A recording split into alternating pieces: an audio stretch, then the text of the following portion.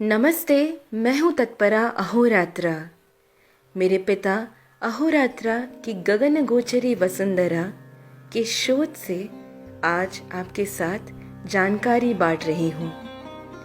आधुनिक विज्ञान के वजह से हम आज मात्र अपनी उंगलियों पर ही धरती का दृश्य देख सकते हैं।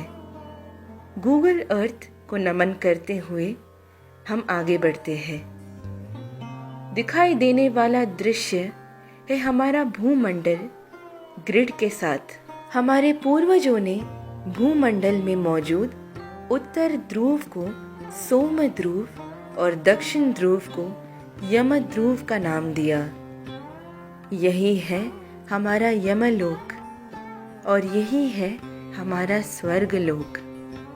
हम इन सुख और दुख के बीच घड़ी के पेंडुलम की तरह झूल रहे हैं। इन सुख और दुख से मुक्त होने को ही हम मुक्ति कहते हैं।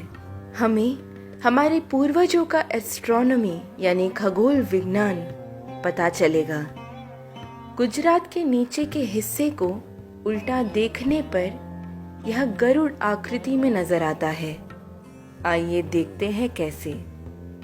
यही है गुजरात। गरुड़ का मुख पे नजर आ रहा आँख ही है हमारा जूनागढ़। गरुड़ के मुख से जुड़ा हुआ भारत के कन्याकुमारी तक का हिस्सा है इस गरुड़ का पंख। दूसरा पंख अफगानिस्तान से यूएई तक फैला हुआ है। इस गरुड़ के पूंछ के हिस्से में Assam, Myanmar, Bangkok, Hong Kong, Indonesia ये सब आता है। इतना बड़ा गरुड़ ही है श्री विष्णु का वाहन। गरुड़ के आँख में बसे हुए भवनाथ क्षेत्र में सबसे ज्यादा लोग शिवरात्रि मनाने के लिए इकट्ठा होते हैं। कहते हैं कि यह क्षेत्र भगवान कृष्ण ने माया के माध्यम से निर्माण किया था। निर्माण करते समय श्री कृष्ण उनके अत्यंत प्रिय मोर के पंख के आकृति में बनाने को कहते हैं। आप देख सकते हैं मोर के पंख के आकृति का जूनागढ़। गरुड़ के सर पे जहाँ ब्रह्मरंध्र सहस्रार चक्र होता है वहाँ पर हमारा अति सुंदर सोमनाथ देवस्थान है। इसे वल्लभ भाई पटेल जी ने जीर्णोद्धार करके कलश स्थापना किया था। 1000 साल पूर्व गजनी द्वारा नाश किया गया था यह क्षेत्र। 17 बार लूटे जाने पर भी ऐश्वर्यवान रहा सोमनाथ देवस्थान। इस देवस्थान में एक अद्भुत खगोल विज्ञान है। यहाँ पर एक बाण स्तंभ है। बाण स्तंभ में एक बाण की आकृति है जो दक्षिण ध्रुव की तरफ मुड़कर दक्षिण ध्रुव की ओर इशारा कर रही है और इसीलिए इसे बाण स्तंभ का नाम दिया गया है। इसकी विशेषता ये है कि इसका एरो जो दक्षिण की ओर मुड़ा है उसका अर्थ है कि दक्षिण की ओर से उत्तर की ओर आने पर जो सबसे पहला तीर्थ क्षेत्र मिला वही बना सोमनाथ देवस्थान। आइए दक्षिण की ओर बढ़ते हैं। आप स्वयं ये देखकर आश्चर्यचकित हो जाओगे कि इस रेखा मार्ग में एक द्वीप भी रास्ते में नहीं आता है और ये सीधा दक्षिण ध्रुव को छूता है।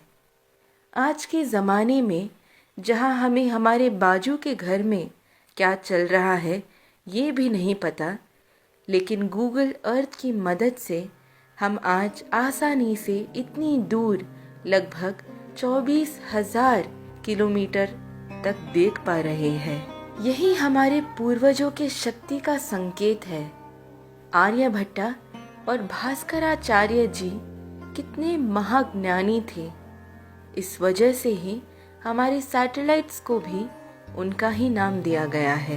हमारे पूर्वजों का मानना था कि मरने के पश्चात आत्मा पहले यमलोक जाता है, जहाँ निर्णय किया जाता है कि यदि वे स्वर्ग जाएंगे या नरक। इसीलिए हमारे पूर्वज मृत शरीर के सर को दक्षिण की ओर रखकर लेटाते थे। सोमनाथ को मिलना और सोमध्रुव को मिलना एक ही समान है। भूमि यानी गुड़ और समुद्र यानी नमक। इसीलिए सबसे मीठे फल उगते हैं भूमि पर और नमकीन चीजें समुद्र में। समुद्र और भूमि के मेल से चल रही है हमारी पूरी दुनिया। सोमनाथ की यह अद्भुत लीला पहचानी गई सप्त ऋषि यानी मरीचि, वसिष्ठा, अंगीरसा, अत्रि, पुलस्त्य, पुलह, क्रतु और अगस्त्य ऋषि, ध्रुव ऋषि, हमारे संचारी ऋषि नारदा, राजा ऋषि भगीरथा, विश्वामित्र जैसे कई लोगों के तपों, संचारी, योग और दिव्य दृष्टि द्वारा।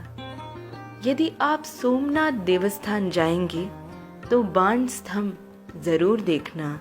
सोना, पत्थर और लकड़ी से बनाया गया यह स्तंभ का जीर्णोद्धार किया था वल्लभ भाई पटेल जी ने। अब देखेंगे कि यमलोक कैसे पहचाना गया। भगवान यमराज का वाहन है भैंसा और ये ठीक भगवान यम की मुख की आकृति का है। गरुड़ के सिर से आते हुए ये रेखा यमराज के सर से आकर मिलता है। भगवान यमराज विराजित है अपने वाहन भैंसा पर। आप भैंसा के आँख, सींग और मुख देख सकते हैं। ऐसे कई और जानकारी के लिए मेरे पिता अहोरात्रा द्वारा लिखी गई पुस्तक गगनगोचरी वसुंधरा को पा सकते हैं। पुस्तक के लिए ईमेल करें tatpara@gmail.com पर। धन्यवाद।